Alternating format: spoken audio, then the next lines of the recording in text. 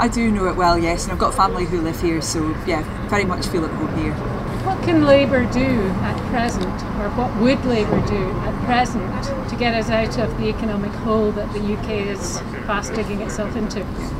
Well, I think so many people are in a very difficult situation right now. Unfortunately, we're obviously seeing unemployment rising quite quickly, and Scotland has a higher unemployment rate than the rest of the UK.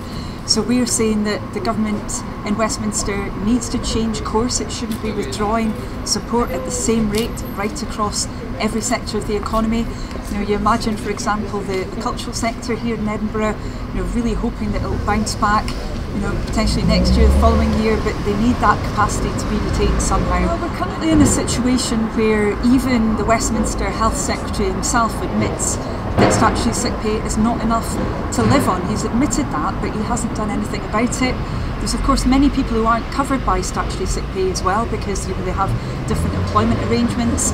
Now they've belatedly agreed in Westminster that they will have some kind of a scheme for those who aren't covered by statutory sick pay. It seems like 7 out of 8 workers will even be covered by that.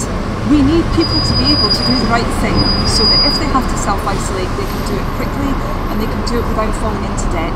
So we want the government to be actually going out there, finding out what the problems are with statutory sick pay, fixing them as quickly as possible so that everyone can self-isolate who needs to. Well, I suppose I do talk obviously very regularly to my friends and family about developments in Scotland. I'm very, very keen that in particular we deal with that looming unemployment crisis that we've got here in Scotland, and I'm quite worried as well about the situation for small businesses in particular. Seem to have lower confidence in Scotland than in the rest of the UK.